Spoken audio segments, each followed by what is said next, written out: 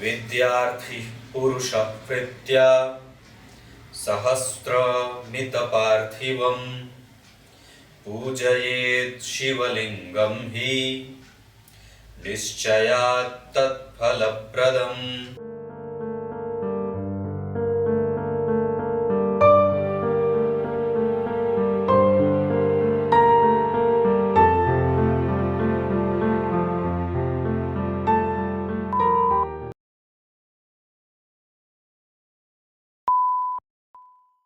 प्रिय दर्शकों नमस्कार। एक बार फिर से उपस्थित हूँ आप सबके सामने। आज के कार्यक्रम में जिस विषय पे मैं आपसे चर्चा करने वाला हूँ वो तो बहुत ही महत्वपूर्ण है ही, जिसमें ये पता चलेगा कि हमारी कुंडली में जो चंद्रमा बैठे हैं दरअसल इनका कनेक्शन हमारे पूर्व जन्म से है कि नहीं है। और है कि नहीं है ये तो मैं अगर कहूँ तो ये गलत हो जाएगा। पूर्व जन्म से संबंधित हैं हमारी कुंडली के चंद्रमा। आज का जो विषय है बड़ा महत्वपूर्ण है, महत्वपूर्ण ही बताता हूँ, कुछ भी उल्टा पुल्टा मैं नहीं बताता। तो उसमें शास्त्रकार क्या कहते हैं कि आपके जन्म के समय पे चंद्रमा जिस भी राशि में बैठे हैं, नाम की राशि की बात नहीं कर रहा, जन्म कुंडली में जहां चंद्रमा आपके बैठे हैं उनका कनेक्शन क्या पूर्व जन्म से था। ज्योतिष के जितने आचार्य हुए भगवान, उसमें से महानतम आचार्यों में जिनका नाम आता है वो हैं बृहद पाराशर होरा शास्त्र के रचयिता महर्षि पाराशर। उन्होंने अपने पूर्व जन्म कालाध्याय में एक बड़ी अच्छी बात लिखी कि प्रत्येक व्यक्ति का जो जन्म होता है और उस जन्म के समय पे जहां चंद्रमा बैठे हैं, जो भी आपकी राशि है, चंद्रमा मेष राशि, वृष राशि, मिथुन, कर्क, सिंह, कन्या, तुला, वृश्चिक, धनु, मकर, कुंभ, मीन, जिस भी राशि में चंद्रमा बैठे हैं उसका कनेक्शन आपके पूर्व जन्म से था, है ना। इसी विषय पे आज चर्चा करेंगे, क्या था कनेक्शन और वो वस्तुतः हमें क्या कहना चाहता है। वो चंद्रमा हमारी कुंडली में बैठे हैं तो सिर्फ वो हमारे चरित्र का निर्माण, स्वभाव का निर्माण, बुद्धि का निर्माण, व्यवहार का निर्माण, हमारे मन का निर्धारण यही नहीं करना जानते। दरअसल वो हमें पूर्व जन्म के जो रहस्य हैं उनका भी उद्घाटन करते हैं। ये एक पक्ष रहा, पर हमारा जो सत्य सनातन वैदिक धर्म है ये पूर्व जन्म से संबंध रखता है, पूर्व जन्म से संबंध रखता है। इसका कारण है, आपने कई बार देखा होगा कि बच्चा गर्भ में है और पिता की मृत्यु हो गई, बच्चा जन्म लिया, माता की मृत्यु हो गई, बच्चा जन्म लिया, नाना जी की मृत्यु हो गई, बच्चा जन्म लिया, दादाजी की मृत्यु हो गई, बच्चा जन्म लेता है तो परिवार, रिश्तेदार, इष्ट मित्रों में से किसी न किसी की मृत्यु हो जाए। ऐसा होता है और देखने आता है। ऐसा क्यों होता है? क्योंकि जब कभी भी आपका संबंध किसी भी व्यक्ति से नया नया बनता है तो उसको बनने में समय लगता है, या फिर जब आपके संबंध किसी दूसरे व्यक्ति के साथ, चाहे मित्रता का ही क्यों ना हो, जब तक वो पूर्व से निर्धारित नहीं रहेगा, पूर्व जन्म से उसके कोई संबंध नहीं रहेंगे, तो आपसे कोई अनजाना मिल ही नहीं सकता है। तो आपको जो भी मिला है उसमें पूर्व जन्म से आपके उसके साथ संबंध रहे हैं, चाहे जैसे भी, चाहे मित्रता का हो, चाहे प्रेम का हो, चाहे नौकर का हो, चाहे मालिक का हो, चाहे कर्मचारी का हो, जैसा भी रहा हो, जहां भी आपके संबंध विकसित हो रहे हैं, आत्मीय या गैर आत्मीय, वो व्यक्ति आपसे पूर्व जन्म से संबंधित था। और इतना ही नहीं, ये सिद्धांत हमारे आचार्यों का है। और इतना ही नहीं, उसमें यह भी बात आई कि जो पशु पक्षी, जो हम जीव जंतु पालते पोसते हैं, उनका भी संबंध हमारे पूर्व जन्म से होता है।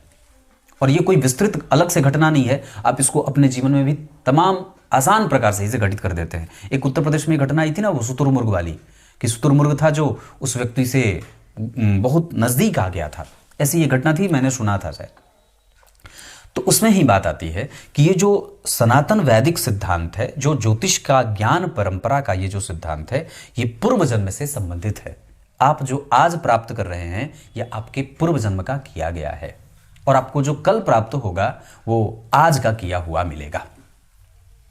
तो एक बड़े ही महान दैवज्ञ हुए जिन्होंने ज्योतिष शास्त्र के सिद्धांत, संहिता और होरा तीनों स्कंदों पे अपनी समग्र विश्लेषण किया, उस पे अपनी लेखनी चलाई और बहुत प्रामाणिक सूत्र दिए। महानतम ज्योतिष में उनका स्थान आता है। दैवज्ञ ज्योतिषों में उनका स्थान आता है। तो वाराहमिहिर आचार्य ने बात कही लघु जातक नामक ग्रंथ में, यदुपचित मन्य जन्मनि शुभाशुभम तस्य कर्मणः पंक्तिम, है ना, व्यंजयति शास्त्र में तत् तमसी द्रव्याणि दीपैव। इसका अर्थ कहा कि ये जो ज्योतिष शास्त्र है ये आपके पूर्व जन्म के किए गए शुभ और अशुभ कर्मों का प्रतिफल है। और आपकी कुंडली में जो ग्रह बैठे हैं ना, ये दरअसल आपके पूर्व जन्म से आपके संबंध होते हैं और ये पूर्व जन्म को कृत्य के आधार पर ही बैठे हैं। ये ग्रह जो आपकी कुंडली में बैठे हैं ये यूं ही नहीं बैठे हैं, और ये जो आपके साथ जीवन की घटना चल रही है ये यूं ही घटित नहीं हो रही है। जिस तरीके से कंप्यूटर में जितने भी प्रोग्राम डाले जाते हैं उसमें से आप कुछ भी ऐसे यूं ही नहीं हो सकता। उसका एक कंप्यूटर का ब्लिंक करना, रिफ्रेश बटन दबाना, तो उतना ही चीज़ आएगा जो आप रिफ्रेश करते हैं ना, तो रिफ्रेश करने पे जो आप राइट क्लिक करते हैं तो रिफ्रेश का आता है, वो उसमें बहुत सारे ऑप्शन आते हैं, उतना ही आता है। उससे एक ऑप्शन भी अगर ज़्यादा आएगा तो आप क्या कहेंगे कि कंप्यूटर अपडेट हुआ है या कुछ नया ऑप्शन जोड़ा गया है।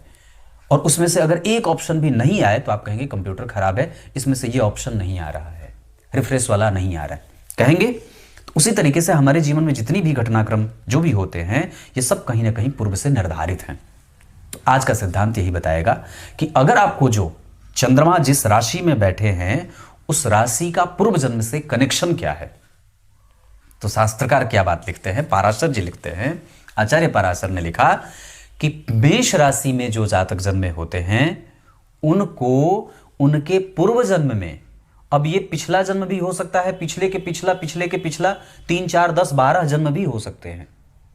इस पे भी एक कार्यक्रम बनाऊंगा कि आपका ये कौन सा जन्म है ना।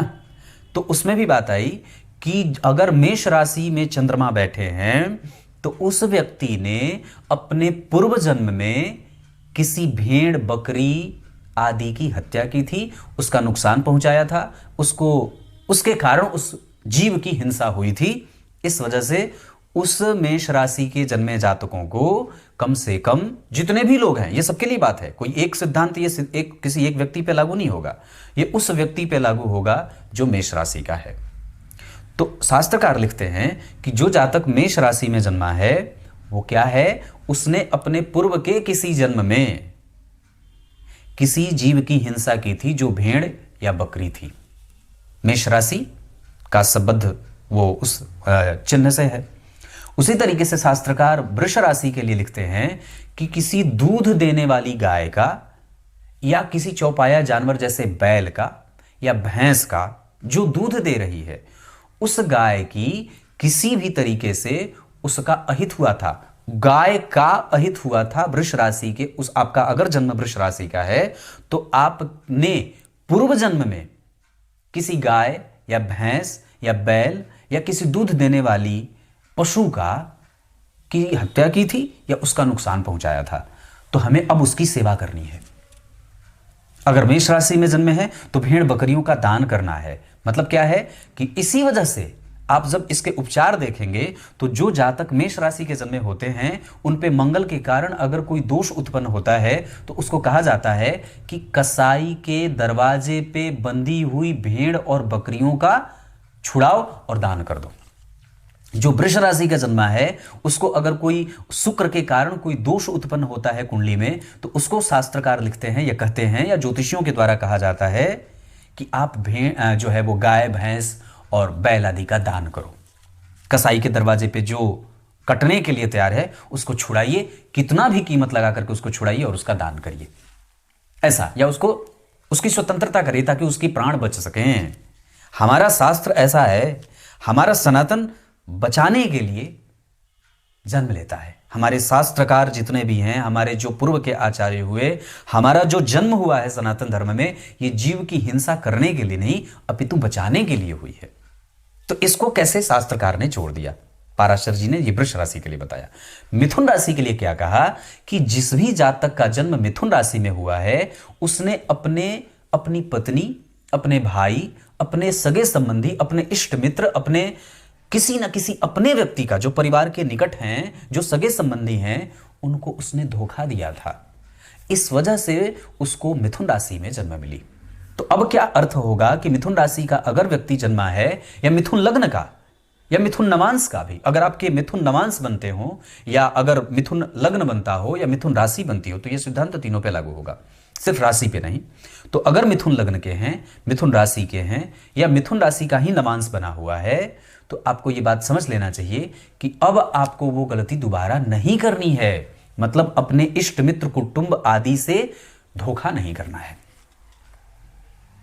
उसके बाद क्या बात कही कि कर्क राशि में जो जातक जन्मे हैं, जिनका जन्म कर्क लग्न में हुआ है और जो कर्क के नवांश में जन्मे हैं, उनको कभी भी रेंगने वाले जीवों की हत्या नहीं करनी चाहिए, क्योंकि उन्होंने पूर्व जन्म में, जो कर्क राशि कर्क लग्न के हैं, उनको इसलिए कर्क राशि मिली क्योंकि उन्होंने पूर्व जन्म में किसी सरीसृप की, सांप, केकड़ा, कनखजूरा, बिच्छू, ये जो रेंगने वाले जीव हैं, सर्प आदि, इनकी हत्या की थी या इनको इसने नुकसान पहुंचाया था। इस वजह से उसको इस जन्म में कर्क राशि मिली है।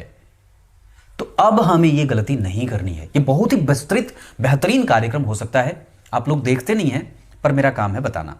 तो ये, क्योंकि मैं ब्राह्मण हूं तो ये बताऊंगा। तो ये कर्क राशि के जातकों का परम पुनीत कर्तव्य होगा।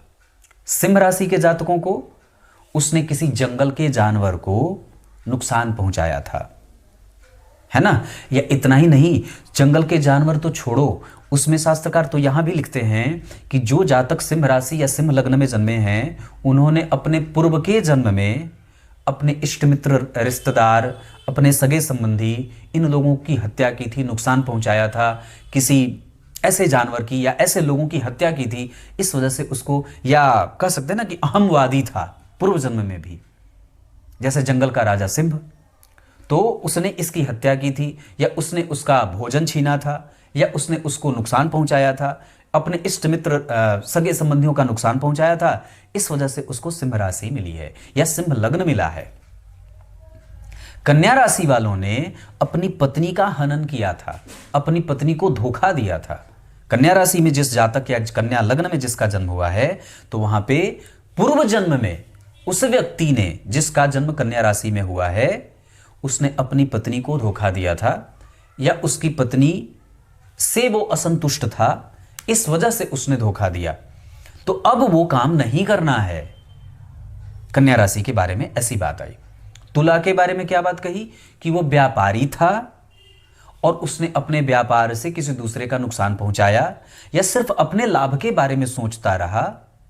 और इतना ही नहीं, वो व्यापार में इतना ज्यादा समाया हुआ था कि उसने लाभ और हानि की चिंता छोड़कर के सिर्फ अपने लाभ के बारे में चिंतन किया। इस वजह से उसको तुला राशि मिली। इस कारण से तुला राशि के जातकों को, तुला लग्न के जातकों को व्यापार में नुकसान अपना भले हो जाए पर दूसरे का ना हो, क्योंकि वो गलती है आपकी, जिसके कारण आपको तुला राशि मिली है।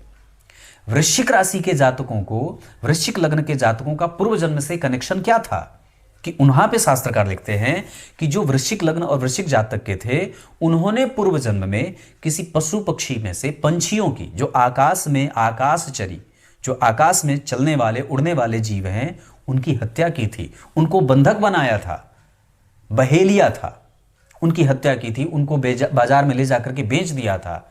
इस वजह से उनको वृश्चिक राशि मिली है। धनु राशि के जातकों के बारे में क्या कहता है कि धनु राशि के जातकों को, जो धनु राशि या धनु लग्न के हैं, उन्होंने अपनी पत्नी को धोखा दिया, उन्होंने अपने सगे संबंधियों को धोखा दिया, उन्होंने कुछ ऐसे जीवों की निंदा की, ऐसे इस वजह से उनको धनु राशि, धनु लग्न मिला है। तो अब ये ऐसा नहीं करना है। मकर के लोगों ने, जो मकर राशि मकर लग्न के लोग थे, उन्होंने अपने पूर्व जन्म के काल में, पूर्व के जन्म में झूठ बोल करके धन कमाया था, या चोरी की थी, किसी का धन हरण किया था। इस वजह से उनको मकर राशि मिली है। तो अब ये नहीं करना है। और कुंभ वालों ने किसी निंदा की थी, किसी की स्तुति की थी, किसी ब्राह्मण का धन चुराया था, इस वजह से उनको कुंभ राशि मिली है। तो अब ये नहीं करना है। ये पूर्व जन्म में आपके पाप थे या कुछ अशुभ शुभ कर्म किए थे, इस वजह से आपको वो राशि मिली।